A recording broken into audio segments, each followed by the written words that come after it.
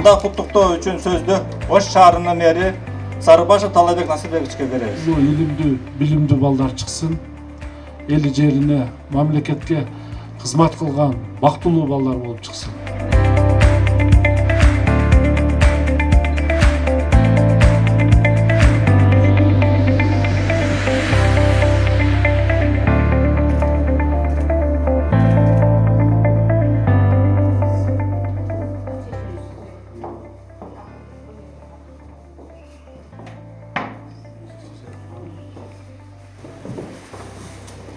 Ne oldu buna? Tanrı'na koşuyor. Tamam geçelim sizler oturun. Şu bardağına bir de olsun. İlme sahabbine boldu mu? O. Ya.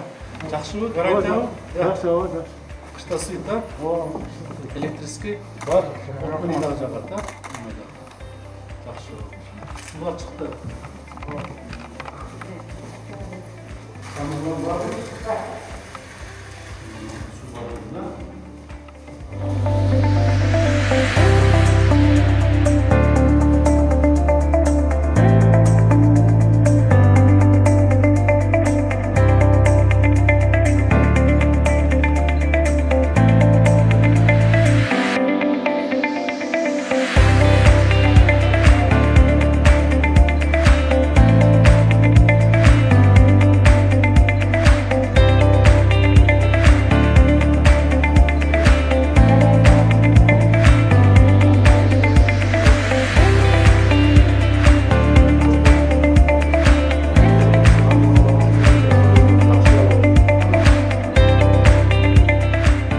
Bilim alıp, parayı alıp yatkan başlarımız, gelecekte memleketi başkara turan patriot, bekendi taşlarının üsüp çıkışına tilektaşmın.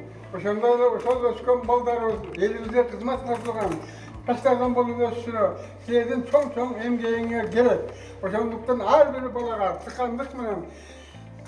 Jeke, pul külözüne, psikologiyasına, bağlanışkan işleri yaşap, ömrünün ortada yakın tarlalarına al bunlar gelecekte çok işlerge zarar etmişler. Onun ömrümer uzun olsun. Doğru, taşballarda psikologiyasına değil. Buna Batanın içinde көп nerse var. Bir söz menen jetkizdi da. Şunu var da tabii.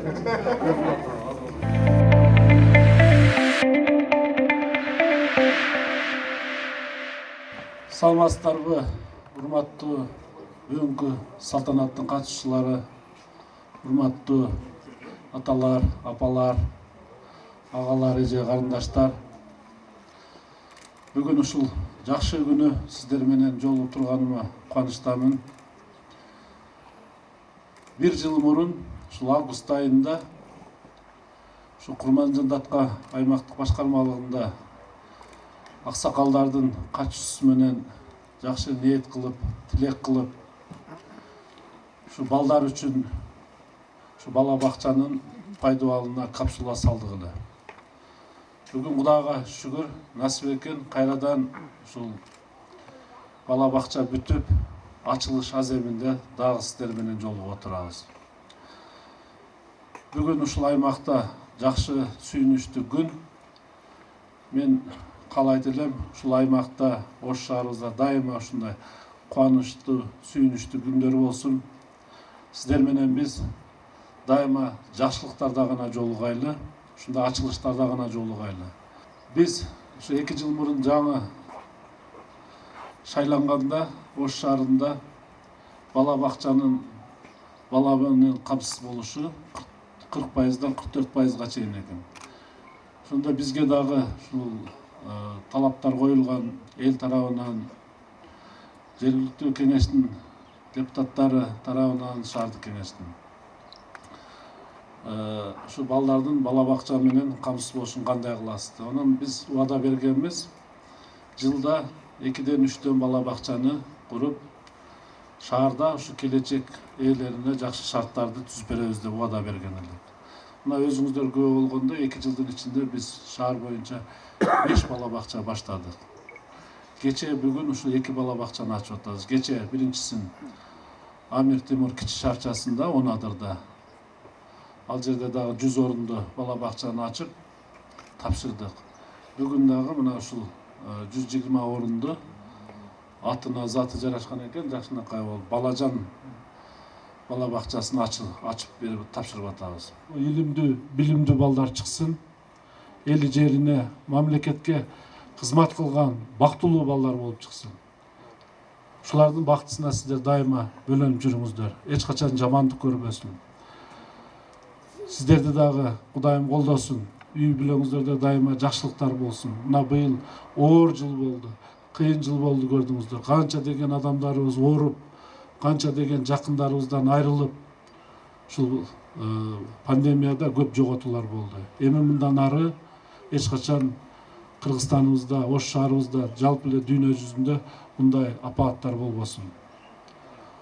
Мына азыр дагы мүмкүнчүлүктөн пайдаланып сиздерге ачуу, катуу тийсе дагы суранып дагы анан талап дагы кылып кетем. Бүгүнкү күндө дагы кырдаал жакшы дегенден алыспыз туугандар. Өзгөчө кырдаал, ЧС алына элек. Биз карантиндик режимде бүгүнкү күндө иштеп атабыз. Чектөөлөр дагы алына элек. Бирок ошентсе да кичине биз элибиз мындай шарт түзүп берели, иштесин, өзүн этият кылып, бирок турмуштагы керек экен деп кээ бир чектөөлөрдү алып, уруксаттарды берсек, адамдарыбыз бүгүнкү күндө дагы туура түшүнбөй, мурунку жашоодогудай жүрүп атышат да. Мына кечээки күнү 0 болсо, эч ким ооруган, катталган жок болсо, бүгүнкү күнгө 6 чыкты мына азыр Ош шаарында. Коңшу областтарда, коңшу мамлекеттерде бул оору күчөп атат бүгүнкү күндө дагы. Эпидемиологдордун эсептөөлөрү боюнча, алардын айтуусу боюнча экинчи толкун баягындай Кудай сактасын, болбой эле калсын, биз Аллахтан суранып атабыз. Бирок ошол эпидемиологдордун айтуусу боюнча экинчи толкун болот деген мындай сөздөр айтылып атат да. Буну айтпай баары жакшы болот десек дагы көчөгө чыгып калабыз. Ошон үчүн буну ачуу катуу тийсе да дагы кайталайын айтышыбыз керек турган. Өзүбүздү өзүбүз өтө этият кылышыбыз керек дагы. Мына ушул эмеден чыгып кетсек, экинчи толкундан баары жакшы болот турган. Макулбу? Ошон үчүн мына күз айларына айрыкча ноябрь, декабрларды берип атат. Анан оор болот деп атат. Экинчи толкуну оор болот деп атат да. Ошон үчүн этият кылыңыздар аксакалдар. Мына көп топтолгон жерлерге барбаңыздар. Масканы дайым беттен албаңыздар. Түшүнүп атабыз, кичине мындай ыңгайсыз дем алганга болсо мүмкүн, бирок чыдашыбыз керек баардыгына. Мына бала бакчанын кээ бирки жерлерин буздуртуп, кайрадан оңдоду, баардыгына чыдады ушул курулушчу. Мына жакшы киши экен, жоош киши экен, биз айткандардын баарына макул болуп, буз деген жерибизди бузуп, кайрадан оңдоп, ушул жакшынакай куруп берди буну. Көрүп атасыздар, ичиндеги дагы баардыгын заборлорунан бери жасадык. Буюрса ушул объект сос объекттер болот. Ачык айтайын, мектептер түшөт, элге керектүү имараттар түшөт. Мына арасында анча-мынча уже бул жерди дагы ачык айтайын сата башташкан экен.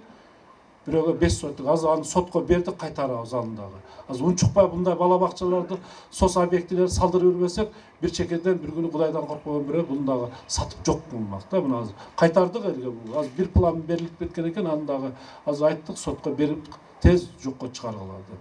Эгер ошону алган жеке менчикке алган адамдар ушул жерде болсо, анда өз билимиңер менен сөзсүз элге кайтарып коюңуздар. Мен суранам, талап да ошондо. Бирок соттон биз Кудай буйрса сөзсүз мына сос объектилердин жерлерин кайтарабыз.